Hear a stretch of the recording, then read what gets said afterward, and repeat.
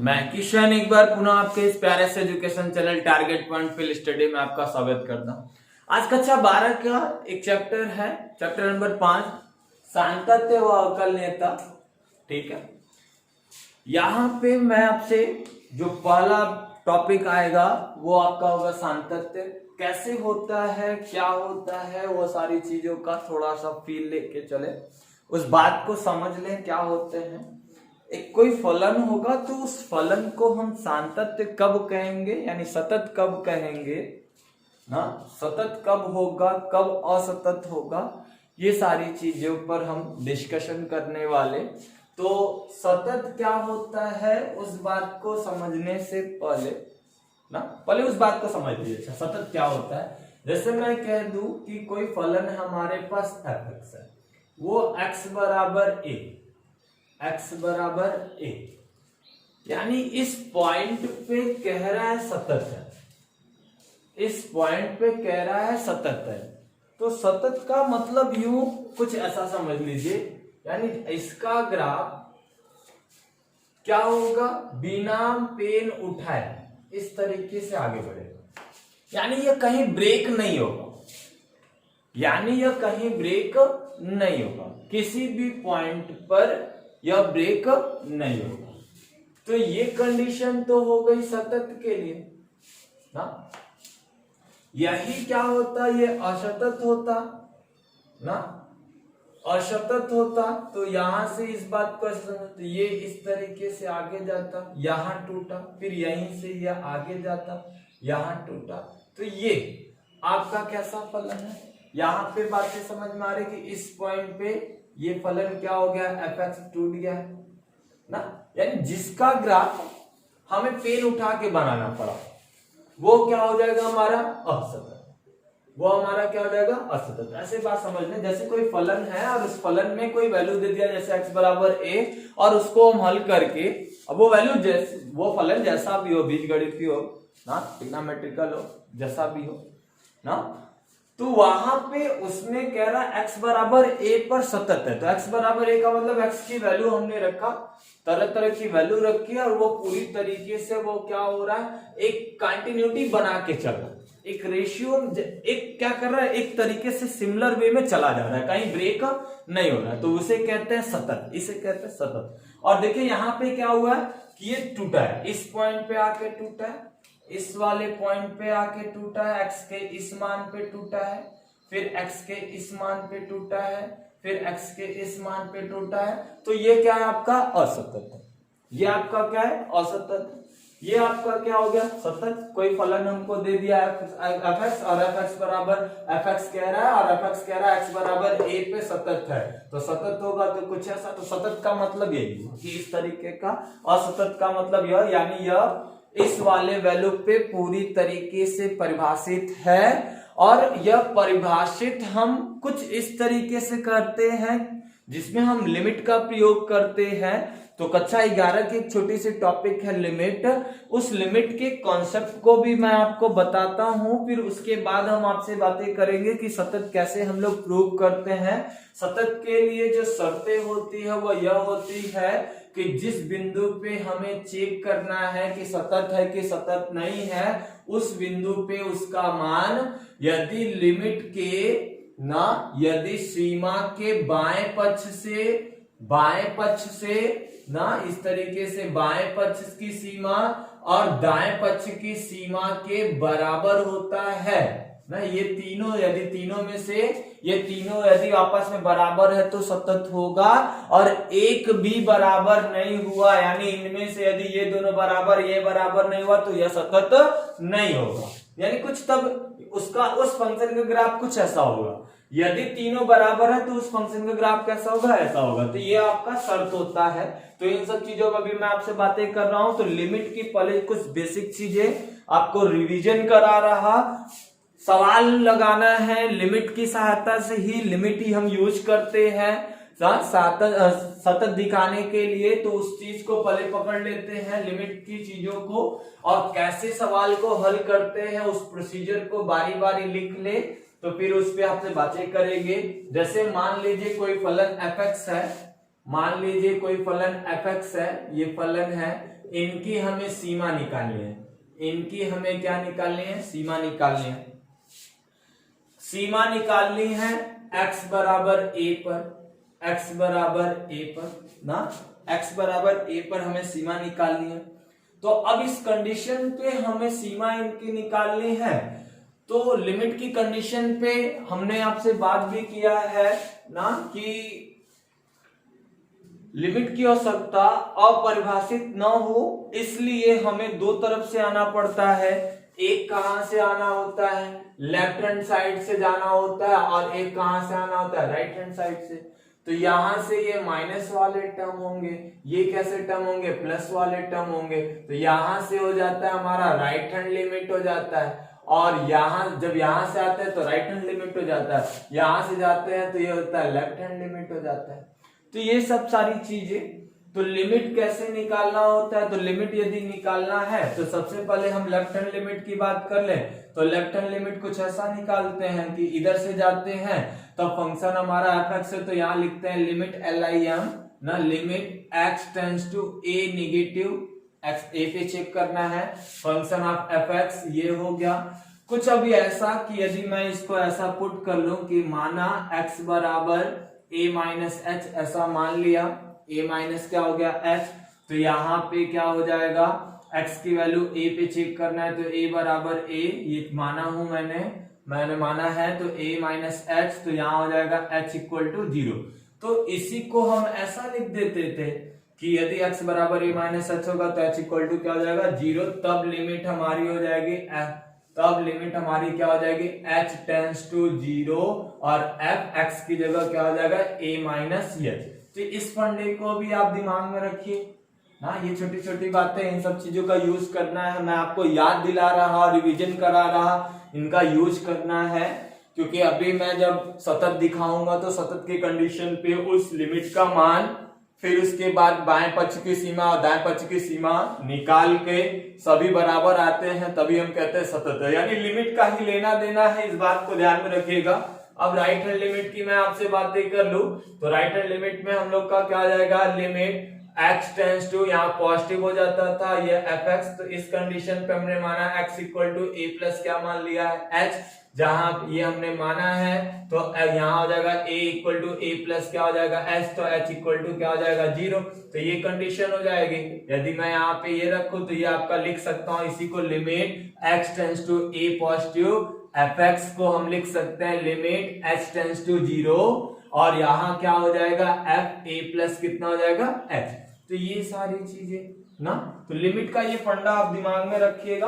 और कुछ चीजें कैसे हम हल करते हैं लिमिट का ना, तो उस चीजों को, जैसे मैं आपको कह दूं कि कोई ऐसा फंडामेंटल चीज जो परिभाषित है ना, जो किसी तरीके से ना कटे तो कैसे मान निकालते हैं, तो उन सब चीजों को, तो सवाल करने के जो तरीके होंगे ना, सवाल लगाने के तरीके, फर्स्ट एंड फॉल कुछ ऐसे फलन मिलेंगे, फर्स्ट एंड फॉल ऐसे प्रश्न मिलेगा जिसमें ना कुछ कट रहा होगा, ना कुछ ऐसी वैल्यू आ रही होगी जो उस पे कोई विशेष फर्क डाल रही हो, परिभाषित होनी चाहिए, इस बात को दिमाग में रखना है। तो परिभाषित हो तो डायरेक्ट हम क्या करते हैं, लिमिट का मान रखकर सीधे, एक तरीका होता है सीधे सीमा का मान रखकर करते हैं, ज्ञात करते हैं। और दूसरा होता है कि यदि सीमा का मान हर में रखने पर 0 हो जाए, हर में रखने पर 0 हो जाए ना, सीमा का मान ना हर में रखने पर 0 हो तो उसका गुणनखंड कर देते हैं, उसका गुणनखंड करके गुणनखंड 0 वाले पद को हटा देते हैं, हटा देते हैं। हटा देने का मतलब वही ऊपर वाले टर्म से काट पीट देंगे, खत्म हो जाएगा। और जो तीसरा तरीका होता है, जैसे कोई वर्गमूल वाली वैल्यू आ रही है, कोई वर्गमूल वाली वैल्यू आ रही है, तो यहीं लिख देते हैं जो वर्गमूल वाली वैल्यू आ रही है। तीसरा तरीका, तो वर्गमूल वाली वैल्यू पे यदि मैं उसमें यदि कोई लिमिट रखने पर 0 आ रहा है तो उसके हर का हम क्या कर देते हैं, परमयीकरण कर देते हैं। तो वर्गमूल वाले सवालों के हर का परमयीकरण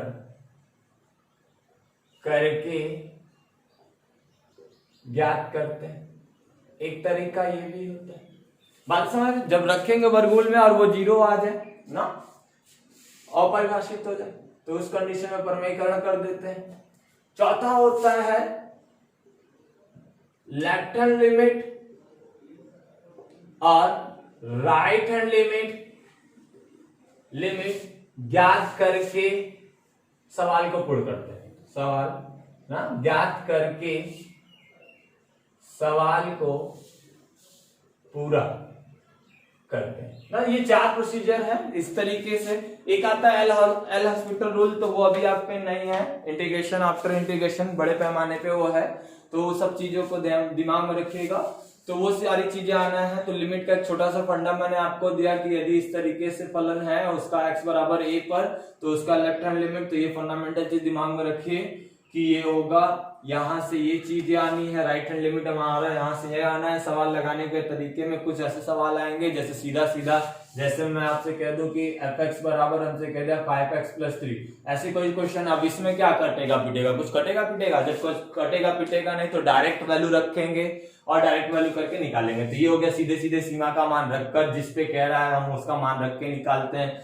दूसरा कि हर में यदि रखने पर वह 0 हो जा रहा है ना, 0 हो जाए तो उसका फैक्टर कर लेते हैं। उसका फैक्टर जैसे मैं कह लो x², मैं से कह रहा है कि यहाँ से x² - 4/x - 2 ऐसा टर्म कह रहा है। अब x बराबर 0 पे यदि हमें चेक कर, x बराबर 2 पे हमें चेक करना है, तो अब 2 रखने पर यहाँ पे क्या हो जाएगा, नीचे 0 हो जाएगा। तो अब क्या करना, फैक्टर करके काट पीट लेना होगा, तब वो टर्म हल हो जाएगा।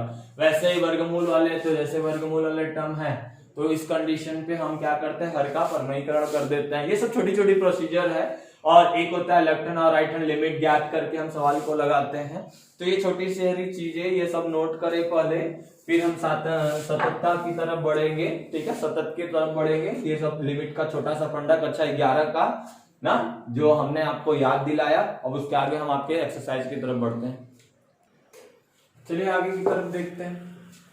तो ये सारी लिमिट की सारी कंडीशंस हो गए और सवाल लगाने के तरीके, कैसे सवाल लगाए जाते हैं। ठीक है, तो उसी को आगे बढ़ाते हैं। सातत्य हमें चेक करना होगा। सातत्य उस बिंदु को कहते हैं जिस पर वह क्या होगा, सतत होगा। ठीक है, तो वो सारी चीजें कैसे होगी, वो चीजें जैसे मैं कह दूं कि कोई फलन हमारे पास fx है, फलन है, और हमसे कह रहा है x बराबर a पर। x बराबर a पर हमें चेक करना है कि सतत है कि नहीं, सतत है कि नहीं। तो सतत नहीं है इसका मतलब सतत है, सतत होगा या असतत होगा ना, सतत होगा या तो असतत होगा और सतत होगा, ये सारी चीजें। तो अब यदि सतत होगा तब कुछ ऐसा मिलेगा हमें कि इस फंक्शन में, जो फंक्शन हमारा fx है, इसकी वैल्यू a पर, यानी जिस पर हमें चेक करना, ये जो आए वही हमारा limit x tends to minus ये, यानी लेफ्ट हैंड लिमिट का मान भी वही आना चाहिए, limit x tends to a positive.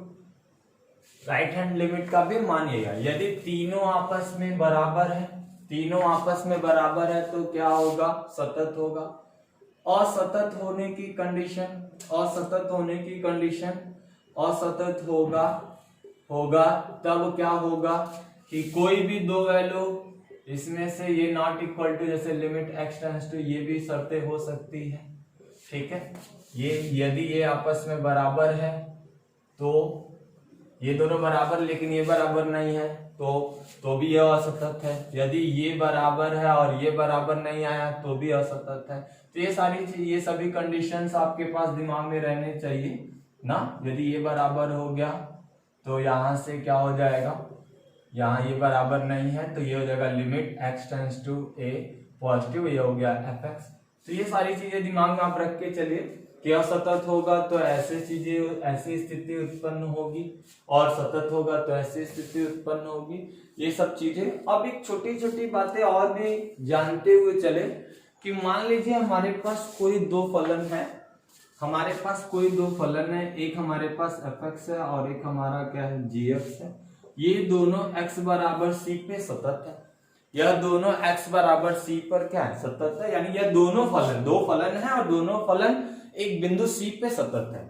जो बिंदु c पे सतत है तब इनका जोड़ यानी f प्लस जी भी सतत होगा, f माइनस जी भी सतत होगा, f इंटू जी भी सतत होगा और f डिवाइडेड बाई जी भी सतत होगा। बट नीचे इन्फिनाइट वाला केस ना आए तब, ठीक है, जीरो नहीं होना चाहिए। जहां g not equal to zero, zero नहीं होने की कंडीशन पे ये क्या होगा सतत होगा। तो ये सारी चीजें आप दिमाग में रखिएगा, ये फंडामेंटल सभी चीजें आपके प्रोसीजर में रहना चाहिए। सतत का जो आपके पास दिमाग में आइडिया है वो इस तरीके के फलन के लिए जो कहीं ब्रेक नहीं होगी, और सतत में कोई फलन इस तरीके से ब्रेक हुआ, यानी ये देखो यहाँ से इसकी तरफ बढ़ा तो इस पॉइंट पे ब्रेक हुआ है, यहाँ से फिर उसी पॉइंट से ये चला है तो कुछ उठ के वैल्यू वहीं से उठी है लेकिन कुछ इंक्रीज करके y पे कुछ ऊपर टर्म चल के ऊपर गई है। फिर यहाँ से ये फलन यहाँ से चला हुआ है x के टर्म पे, तो एक बार फलन यहाँ ब्रेक हुआ है, एक बार फलन यहाँ ब्रेक हुआ, तो ये आपका क्या है असतत है और ये आपका क्या है सतत है। तो ये आपके सतत के कंडीशन, ये आपके असतत के कंडीशन। तो ये नोट डाउन करके आप लिख ले, ये शर्त होना चाहिए। यदि ये शर्त फॉलो कर रहा है तब वो सतत होगा, फॉलो नहीं कर रहा है तो वो सतत नहीं होगा। तो पहले एक्सरसाइज की तरफ बढ़ते हैं 5.1, ठीक है, आप इसको पहले नोट कर ले। पहले एक्सरसाइज की तरफ बढ़ते हैं, सवाल कैसे लग रहे हैं वो सारी चीजों को हम दिमाग में रखें। एक छोटी सी चीज और बात जान के चले कि लेफ्ट हैंड और राइट हैंड लिमिट वाली जो बातें थी, वहां लेफ्ट हैंड जैसे हमने कहा x बराबर 2, तो 2 निगेटिव का मतलब कहाँ आ रहा है, 2 से छोटी वैल्यू, यानी संख्या रेखा की बातें करूं तो यहाँ हमने 2 दिखाया है, तो इससे छोटी वैल्यू यानी 1.9, 1.99, 1.999 ऐसे वाले कंडीशन। यहाँ से आना है तो 2.01 इस तरीके से, यानी मैं अब यहाँ से आ रहा हूँ। तो यही बात दिमाग में रखना है आपको, और फंक्शन को पहचानना है इस चिन्ह के अनुसार, इन चिन्हों के अनुसार कौन छोटा होगा, कौन लेफ्ट हैंड लिमिट में आएगा, कौन राइट हैंड लिमिट में आएगा। यानी 11 के कुछ बेसिक कॉन्सेप्ट लिमिट के आपके पास होने चाहिए, तब ये आप आसानी से लगा पाएंगे, अन्यथा नहीं तो सतत वाले में कुछ है नहीं। फंडामेंटल हम ऐसे चेक करते हैं, बाकी लिमिट का ही प्रोसीजर है, समझिए। चलिए इसको पहले क्वेश्चन की तरफ चलते हैं, पहला एक्सरसाइज, इसको नोट करें पहले। चलिए 5.1 वाले एक्सरसाइज की तरफ चलते हैं, ठीक है। एनसीईआरटी बुक से क्वेश्चन लगवा रहा, ठीक है। इसमें मैं सब एक टाइप्स के क्वेश्चन को बता दूंगा, बाकी क्वेश्चन आप लगाएंगे। नहीं आने की केस में आप कमेंट बॉक्स में अपने सवाल को पोस्ट करिएगा, फिर अगले लेक्चर में मैं उस सवाल पे आपसे डिस्कशन करूंगा, ठीक है। तो अभी जो फर्स्ट सवाल है आपके बुक का, बुक देख लेते हैं। बुक में जो फर्स्ट क्वेश्चन आपका बन रहा है, कह रहा है सिद्ध कीजिए कि फलन fx equal to 5x minus 3, x बराबर 0 पर, x बराबर -3 पर और x बराबर 5 पर, सॉरी x बराबर 5 पर सतत है। जांच करिए या सिद्ध कीजिए, बात वही है, सिद्ध कर देंगे हम लोग तो सतत है, ठीक है।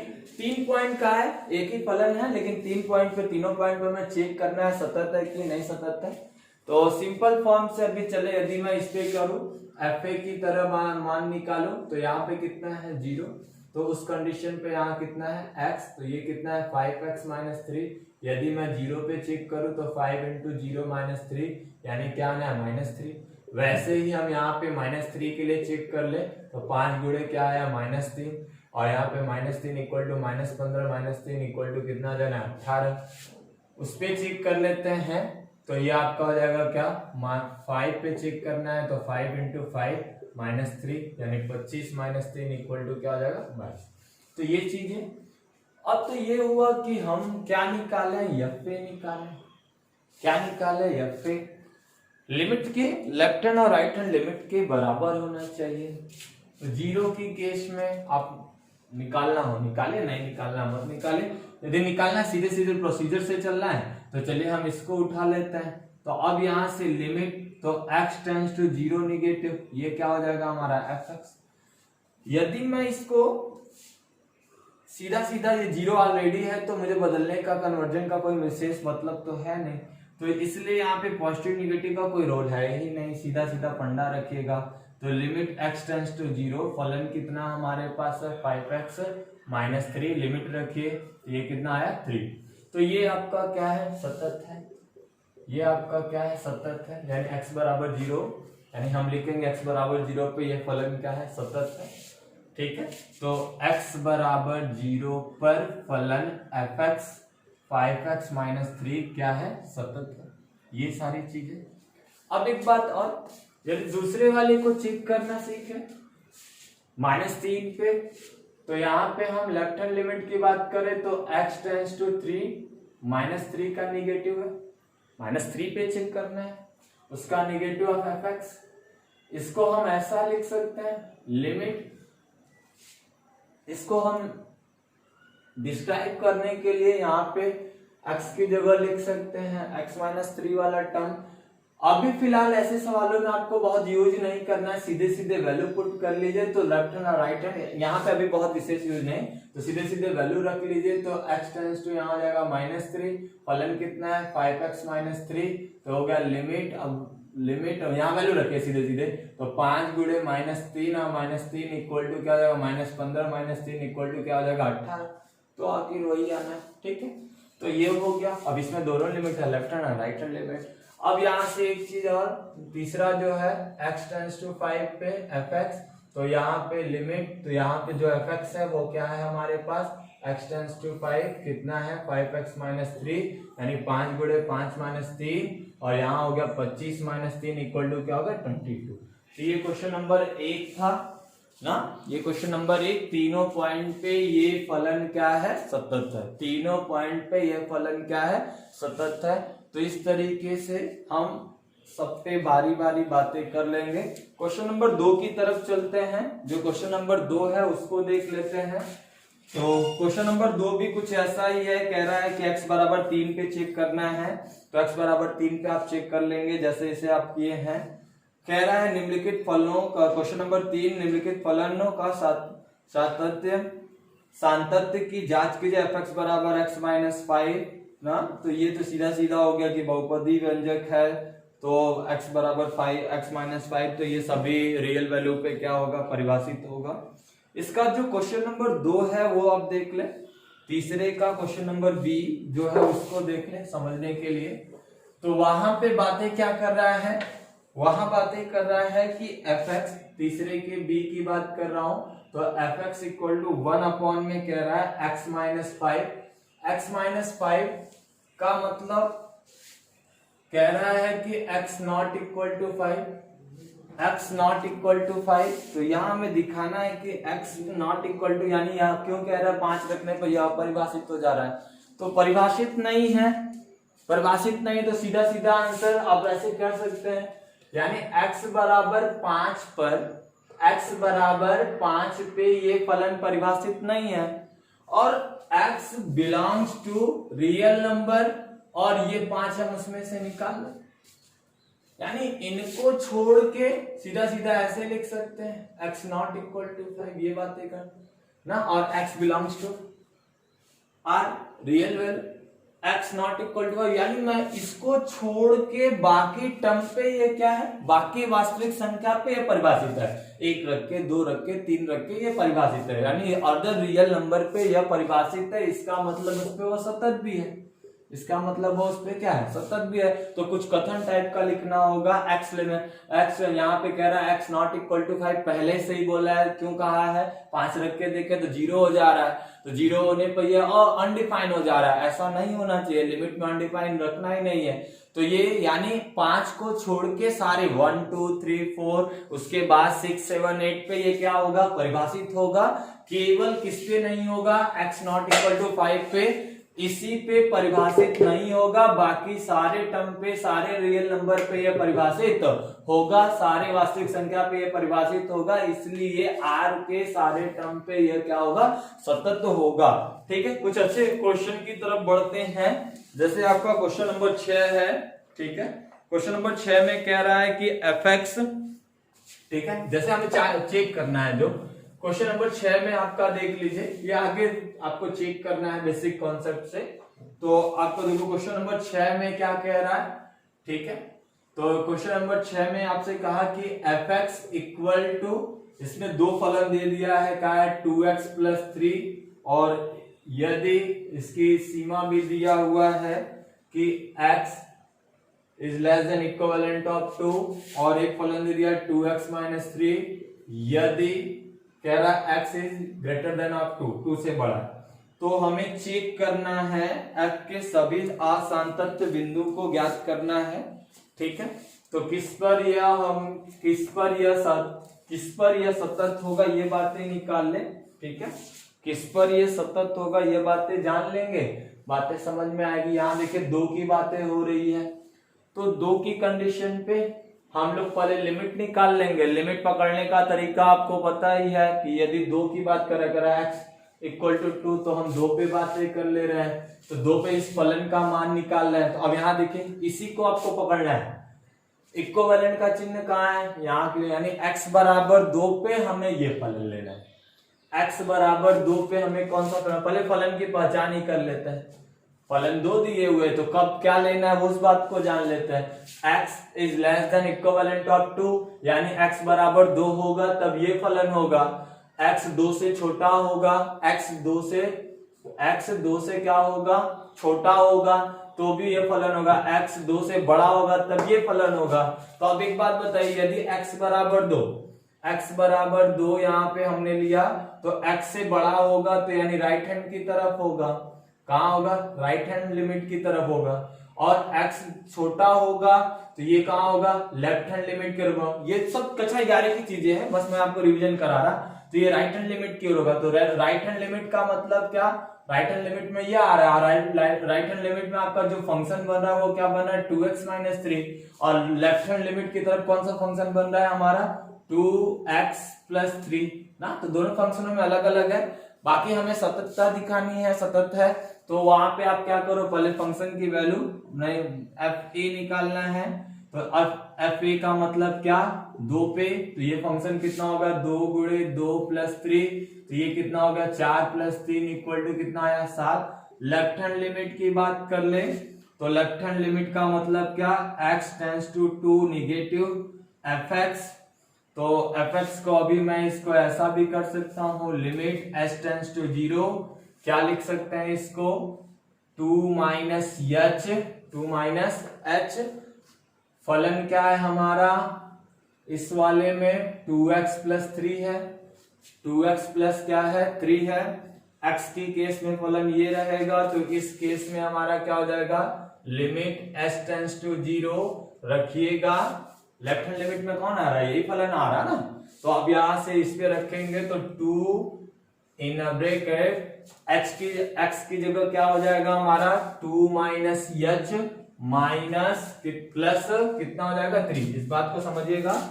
लेफ्ट हैंड लिमिट निकालना है, तो लेफ्ट हैंड लिमिट को लिखने का तरीका भी हमने आपको बताया है। Limit x tends to a negative होगा, तो अब इसी को हम लोग क्या लिख लेते हैं, बराबर हो जाता है h टेंड्स टू कितना, 0 f a माइनस h लिख लेते हैं। तो वही है 2 है, तो यहाँ 2 माइनस h लिख रहे हैं, यानी x की जगह 2 माइनस क्या है, h। तो इस फंक्शन में यदि fx है तो फलन ये है, तो x की जगह ये रख दे रहे हैं, तो यहाँ रखे। तो अब यहाँ से बातें करें तो h का मान रखे, तो h की वैल्यू रखने पे ये क्या हो जाएगा 0, 2 इंटू 2 प्लस 3 इक्वल टू कितना है 7। अब ऐसे ही अगली बातें कर लेंगे, तो लिमिट ये आपका हो गया लेफ्ट हैंड लिमिट हो गया, लेफ्ट हैंड। अब मैं इसको राइट हैंड लिमिट की बातें कर रहा, limit x tends to 2 positive fx, यानी क्या हो जाएगा लिमिट h टेंड्स टू 0, और यहाँ हो जाएगा 2 प्लस कितना h, और ये हो जाएगा लिमिट h टेंड्स टू 0 2, और यहाँ पे ये वाला फलन लेना है तो कितना आ जाना है 2 प्लस कितना h प्लस माइनस कितना 3। तो अब यहाँ से ये बातें करेंगे तो ये जाएगा 2 इंटू 2 और माइनस 3 इक्वल टू क्या जाएगा 2 दूनी के 4, और इसमें से 1 जाएगा 3 जाएगा तो कितना बचेगा 1। अब देखिए फलन में अंतर आने लगा, fa आया कितना 7, fa कितना आया 7, इस पे चेक किया तो हम लोग का कितना आया है 7। यहां वाला फलन इस वाले फलन पे हम लोग का कितना आया, यहाँ पे फलन हमारा 2x प्लस 3 है। क्वेश्चन को एक बार मिला लेते हैं सब लोग। जो क्वेश्चन हमें दिया है वो क्या दिया है 2x प्लस 3, और दिया है हम लोगों को क्या, और दूसरी बात है दूसरा फलन दिया है 2x माइनस 3, ठीक है, लिमिट सही हमने लिया है। तो अब यहाँ पे ये देखिए दो केस तो बराबर हुआ, ये दोनों केस आपस में बराबर हुआ, लेकिन ये केस बराबर नहीं हुआ, इसका मतलब यह असमतत्व है। जांच हुआ इस बात का कि ये क्या है, तो अब आप सीधा सीधा फंडा लिख सकते हैं, सतत है असतत की बात समझ में आ गई। तो किस पॉइंट पे, इस वाले पॉइंट पे, यानी इस वाले पॉइंट पे, यानी x का मान 2 से बड़ा होगा, उस कंडीशन पे ये फलन क्या हो जाएगा अपरिभाषित होगा। तो हम इसको ऐसे लिख सकते हैं fa equivalent of limit x tends to a negative, यानी यहाँ पे लिख सकते हैं 2, यहाँ लिख सकते हैं 2 नेगेटिव fx, और यहाँ पे बातें कर सकते हैं क्या लिमिट नॉट इक्वल टू क्या limit x tends to 2 positive, और क्या हो जाएगा fx, यानी ये दोनों बराबर है, ये बराबर नहीं है, तो इस कारण ये कैसा फलन है असतत फलन है। तो इसके लिए वरी नहीं होना, जैसे आप 11 में आप पढ़े हो उसी तरीके से आपको सवाल लगाना है। एक और सवाल ले लेते हैं जिससे आपको इजी थोड़ा सा बने, सवाल लगाने का प्रोसीजर थोड़ा तेज हो। तो क्वेश्चन नंबर हम आ जाते हैं, ऐसे ही कोई क्वेश्चन ले लेते हैं, जैसे हम ले लिए क्वेश्चन नंबर 10। जैसे हमने लिया क्वेश्चन नंबर 10, यहाँ पे क्वेश्चन नंबर 6 था, इसको पहले नोट कर ले। चेक करने का तरीका समझ में आ रहा, लिमिट की ही तरह चलना है, कुछ अलग चीजें नहीं करनी है, ये हमने समझाने के लिए, तो ये आपका अपना बेसिक कॉन्सेप्ट होगा, ठीक है। यहाँ इसके हिसाब से सवाल को आपको पकड़ना है, ठीक है। तो आइए क्वेश्चन नंबर 10 की तरफ चलते हैं, ठीक है। तो क्वेश्चन नंबर 10 क्या है, बाकी ऐसे ही आप चेक करेंगे बारी बारी सभी पे, ठीक है। तो यहाँ पे क्वेश्चन नंबर 10 की तरफ बढ़े, तो क्वेश्चन नंबर 10 कह रहा है, 10 कह रहा है, इसमें भी देखिए दो फलन है fx, यहाँ कह रहा है क्या x प्लस 1, इसकी जो सीमा दे दी है वो कह रहा है कि x is greater than equivalent of क्या 1, और दूसरा कह रहा है x स्क्वायर प्लस 1, और यदि x is less than of 1। ये बातें फलन बात, अब फंडामेंटल चीज हमें यही समझना है, इस डेकोरेशन को समझना है। तो इस डेकोरेशन को देखें, बराबर किस पे हो रहा है, इस पे, तो यानी x बराबर 1 पे ही हमें चेक करना है, सीधी सीधी बात, x बराबर 1 पे, या कोई बिंदु दिया है वहां से भी चेक करेंगे। अभी यहां से ऐसे पकड़ेंगे x बराबर 1 पे, अब कौन सी लिमिट, कौन लेफ्ट हैंड में आएगा कौन राइट हैंड में, 1 पे चेक करना है। तो 1 से बड़ी वैल्यू कह रहा है, x का मान बड़ा होगा तो वो आपका राइट हैंड में, x की वैल्यू छोटी होगी तो वो कहां आ जाएगी, लेफ्ट हैंड में आ जाएगी।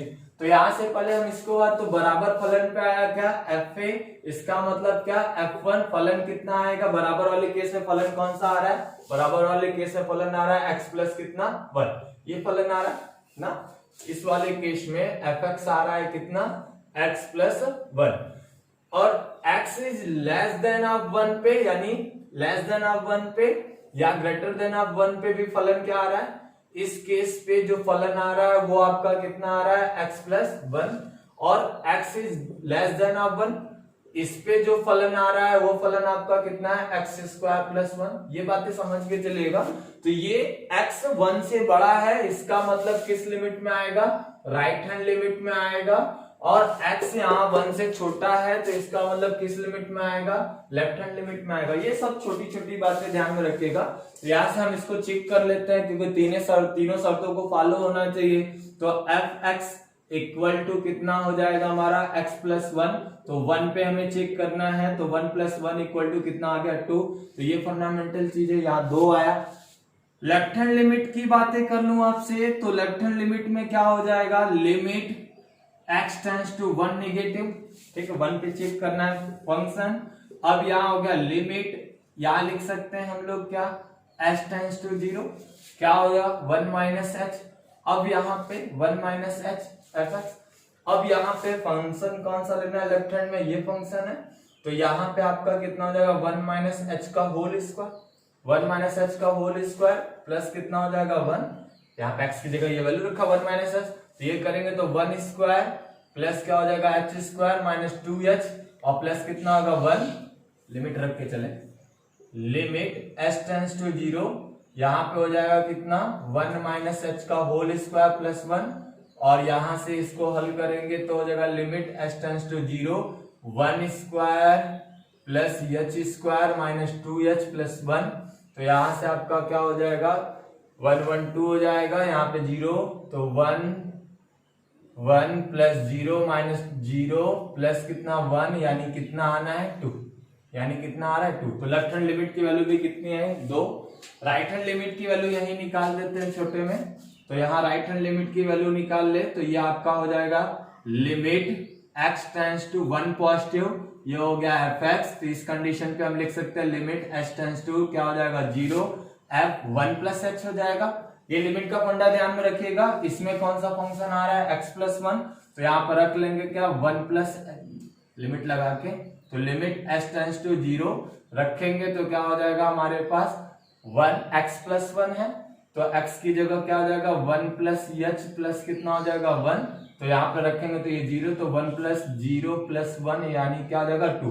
अब यहाँ देखिए तीनों केस पे वैल्यू कितनी आ रही है 2 2 2, तीनों पे आ रहा है, इसका मतलब कि ये चीज इसको फॉलो कर रहा है। एफ ए बराबर limit x tends to 1 negative F X ना, एफ एक्स बराबर क्या हो जाएगा limit x tends to 1 positive F X. ये सारी चीजें बराबर है, इसका मतलब ये फलन कैसा है सतत है। तो ऐसे ही आप चेक करेंगे, जो क्वेश्चन आपको नहीं आएगा आप कमेंट बॉक्स में उसको आप पोस्ट करिएगा, अगले लेक्चर में मैं उससे बातें करूंगा। अभी हमने आज कॉन्सेप्ट पे बात की सतत क्या होता है और कुछ क्वेश्चन हमने आपको दिखाए, ठीक है। प्रैक्टिस आप स्वयं करें, क्वेश्चन मेरे लगवाने से आपको उतारने से आपको क्वेश्चन आने वाला नहीं है। क्वेश्चन ज्यादा से ज्यादा स्वयं लगाए, न आने के केस में आप हमसे कमेंट में सवाल को भेजें, हम उसको बताएंगे, ठीक है।